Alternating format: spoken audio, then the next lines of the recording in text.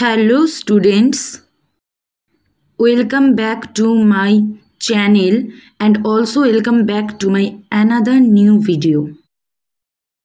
আজকের এই ভিডিওতে আমরা অত্যন্ত সহজে সেন্টেন্স মেকিং শিখব। আশা করি এইভাবে সেন্টেন্স বলতে শিখে গেলে সহজেই তোমরা ইংলিশে কথা বলতে পারবে। So let's begin. তো চলো শুরু করা যাক। আমি বলি, ইংলিশে এটা হবে আই সে। এখানে আই কথার অর্থ হলো আমি, সে কথার অর্থ হলো বলি, বা সে কথার অর্থ হলো বলা, বলা অর্থে সে বোঝানো হয়। তো আমি বলি, এটাকে একসাথে বলবো I say, I say. Next রয়েছে আমি বললাম, এটাকে ইংরেজিতে বলবো আই সেড, আই সেড।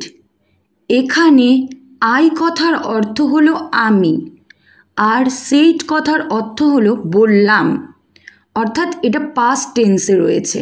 কিছুক্ষণ আগেই কথাটা বলা হয়েছে, তো বলা হচ্ছে আই সেড, আমি বললাম। সো আমি বললাম কথার ইংরেজি হবে আই সেড, আই সেড। এরপরে রয়েছে আমি বলছি, আমি বলছি, অর্থাৎ I am saying, I am saying. এখানে আই কথার অর্থ হলো আমি, আর অ্যাম সেইং হলো বলছি। আইয়ের পরে সব সময় অ্যাম বসে, আর বলছি বোঝানো অর্থে সের সাথে আইএনজি হবে, অর্থাৎ এখানে ভার্বের সাথে আমাদের আইএনজি বসাতে হবে। সো অ্যাম সেইং, তাই পুরোটা একসাথে হবে I am saying, I am saying. আমি বলছি, আই অ্যাম সেইং। তো এরপরে রয়েছে আমি বলছিলাম, আমি বলছিলাম।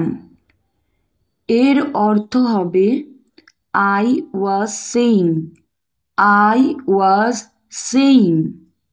এখানে আইয়ের অর্থ হলো আমি, আইয়ের অর্থ হলো আমি, আর বলছিলাম ওয়াজ সেইং, এর অর্থ হলো বলছিলাম। এটি পাস্ট টেন্সে রয়েছে পুরোটা।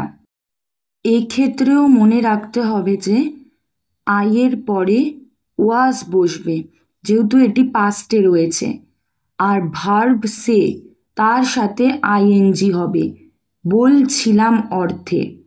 এবার একসাথে যদি বলি তবে হবে আমি বলছিলাম, I was saying, I was saying.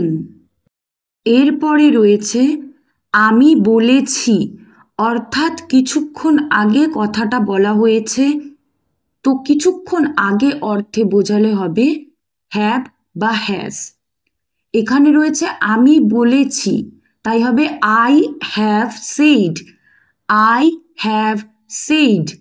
এখানে আইয়ের পর কিন্তু সব সময় হ্যাভ বসে, আর যখন থার্ড পারসন এবং সিঙ্গুলার নাম্বার হবে তখন হ্যাজ হবে।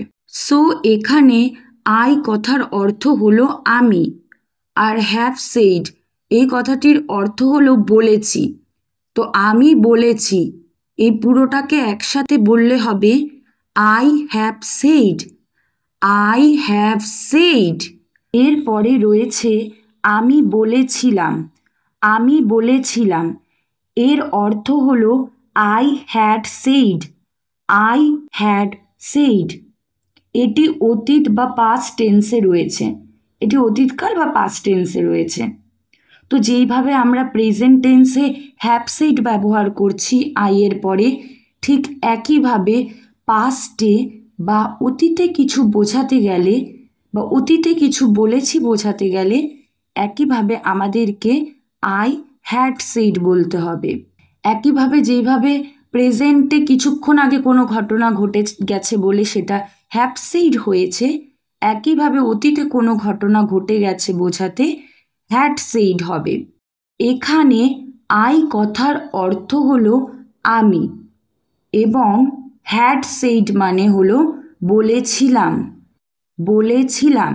তাই একসাথে বললে পুরো কথাটি হবে আমি বলেছিলাম, I had said, I had said.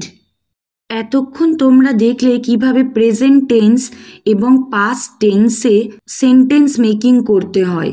এবার আমরা দেখব ফিউচার টেন্স, অর্থাৎ ভবিষ্যৎকালে কিভাবে সেন্টেন্স মেকিং করতে হয়। তো চলো দেখা যাক।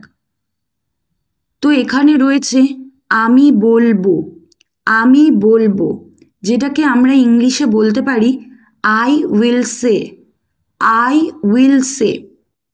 আমরা যখন ফিউচার অর্থাৎ ভবিষ্যৎকালে কোনো কিছু বোঝাই তখন সবসময় আইয়ের পরে উইল বসে। তো এখানে আই কথার অর্থ হলো আমি, আর উইল সে এই কথার অর্থ হলো বলবো, বলবো মানে এখনো বলা হয়নি, সেটা ভবিষ্যতে বলা হবে, তাই আমাদের বলতে হবে আই উইল সে। একসাথে কথাটা বললে হবে আমি বলবো, I will say, I will say.